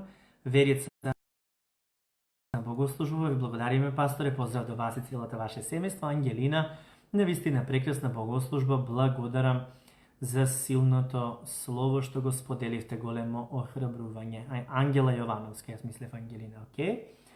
Дејан Јордановски, прекрасно охрабрувачко, свежувачка богослужба, имав осип на левата рака и ги положив рацете и заповедав исцеление и слушнав глас изгоре и почувствував печење на местото на осипот. Алелуја, Божи благослови во име на Исус Христос. Амин.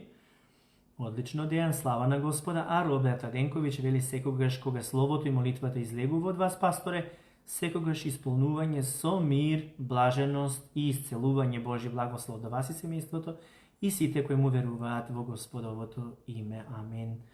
Елена Антевска, прекрасна богослужба. Темата е многу силна, значајна и поучна, која треба да се практикува. Се додека ние не почнавме да го применуваме ова во нашиот живот и да бидеме согласни во молитва со мојот сопруг за да не благослови со уште едно дете, тоа не се случуваше. Фала му на Бога што ни ги услиша молитвите и не благослови. Ви благодарим и на вас, пасторе, што секогаш сте тука, се молите за нас, не подучувате и насочувате како и ние да го практикуваме тоа. Поздрав од Малта, ве сакаме и ние вас со ова. Елена Антевска официјално призна пред сите дека е со втора бременост. Фала и слава на Бога што е бремена и што е благословот се излеа врз нив. Лела Димитрова вели: прекрасна богослужба, пастор, пред 2 месеца се лизнав на плочки во купатило, во моментот ги ставив рацете на коленото и се молев, а болката од коленото ми помина. Слава му на Бога за мене, беше чудо. Божи благослови врз ваш и вашето семејство. Амин. Анна Груевска вели: преубава богослужба со едноставни зборови, објасната длабока тема. Ве благодариме, пасторе, Божи благослови во името на Исус. Потоа, прекрасна богослужба, вели Николче, Божи благослови врз вас и вашето семејство. Ангелина исто така, прекрасна богослужба со силно присуство на Божиот мир и исцелување. Бидете благословени, пасторе, вие вашето семејство со радост, љубов, плодност и изобилие во име на Господ Исус Христос. Божи благослови до пасторот со семејството и сите браќа и сестри од Боби Алексовски. И со ова завршуваме со коментарите и со целосната богослужба вечерва, кое што верувам дека брзо ни помина, покрај тоа што имаше доста информации, а за наредната богослужба ве охрабрувам да поставите некое прашање за парабола, стих кој што не е јасен, некои прашања поврзани со претходните неколку теми кои што ги зборувавме на богослужбите, како и да е, кој од вас може да прати, јас веќе имам неколку добиено, ќе ги подготвам за наредната богослужба и ќе одговараме, значи таа богослужба ќе биде со прашања и одговори за духовни теми и за духовни потреби, се разбира. Јас ви посакувам да жеднеете за Господа и срцето да не ви биде оладено, туку да ви биде разгорено за да му служите на Бога, да ги исполнувате Исусовите зборови, да се енергизирате со читање на Божјото Слово, да го славите Божјото име. Се разбира, останува уште една седмица да бидете во дигитална детоксификација, односно абстиненција од фејсбуци и различни други влијанија кои што ви го одземаат вниманието и ви го полнат умот и главата со различни стресни информации. Би ви рекол да се поштедите од тоа и да дозволите само Божјиот глас да го слушате, барем дозволете си го во овој период сето тоа, при тоа молете се и за целата нација и целата држава со застапничка молитва. За крај би сакал да се помолиме сите заедно, да му дадеме благодарност на Господа и да кажеме: Господи Исусе Христе, Твоето име над секое име и Ти благодариме што го славиме и вечер во Твоето име. Ние се молиме секое колено да клекне пред Тебе и секој јазик да исповеда дека Исус Христос е Господ, за слава на Бог Отецот. Те молиме, употреби не, Господе, за таа цел, движи не со Твојот свети дух и нека Твојата сила и љубов се излева од секој еден од нас. Ти благодариме што ни даваш сила, радост да Евангелието и радосната вест, впрочем, да ја шириме до секое создание, бидејќи таа е како живо семе кое што носи живот во сечие срце. Фала Ти, Господе, што секој еден од нас го употребуваш на совршен и уникатен начин.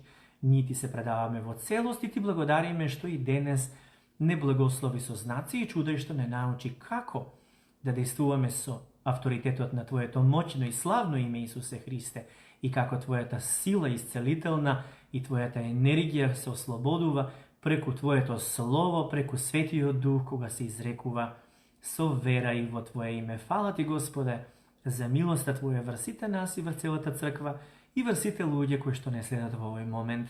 Ние го величаме и издигаме Твоето име, кое над секое име. Ти благодариме, Господе, што дојде време на преродба, духовна преродба и во Македонија.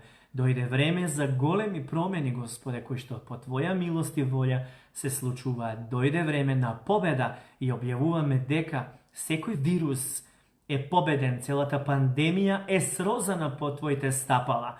Сето тоа е искоренето од нашата држава, нашата земја и граѓаните на оваа земја. Фала Ти, Господи Исусе Христе, што сме сведоци на Твоите чуда и што веќе слушаме гласови и вести. Исчезнува, не само се намалува бројот на заразените, туку тотално исчезнува бројот на заболените, затоа што сите се исцелени и повеќе нема починати, затоа што Ти ги воскреснуваш и оние кои што се во кревет легнати. Фала Ти, Господе, Ти си Бог на живите, Ти си Бог на чудата, Ти си Господ на воинствата, Ти војуваш и победуваш за нас. Ние победуваме заради Тебе, кој е тој што го победува светот, ако не оној што верува во Тебе, Господи Исусе Христе. Се покоруваме на Твојата волја и вечна нека е Твојата слава. Амин. Слава на Отецот, Синот и Светиот Дух. Амин. Ви посакувам благословена вечер и успешна седмица со водство од Светиот Дух, да сте благословени во името на Господ Исус Христос. Сите кои што во моментот издржавте во целост да следите оваа богослужба, ќе почувствувате целосно на дополнување духовно и подкренување, а се разбира дека ќе биде тоа достапно и за оние кои што подоцна ќе се вклучат. Но ве молам, кога ќе следите богослужбата, гледате од почеток до крај, без да правите туризам на Facebook онлайн богослужбата, односно вклучи се, исклучи се, односно една работа, кога ја примете од почеток до крај, како што треба и да се храниме вистински. Бидејќи човек кој што ќе касне малку, останува недохранет и му останува половина порција, а многу набрзо одново е гладен и одново има потреба да се храни. За да не бидете гладни, дозволете си храната која што е на достап, ценете го тоа што го имате на вистински начин и бидете доследни кога почнувате да ја следите богослужбата, останете до крај на истата, затоа што во целост се нахранувате, наситувате и знаете зашто станува збор. Ви се отвараат очите, а потоа гледате и она кое што другите не го гледаат. Бидете благословени уште еднаш и пријатна вечер. Поздрав, шалом.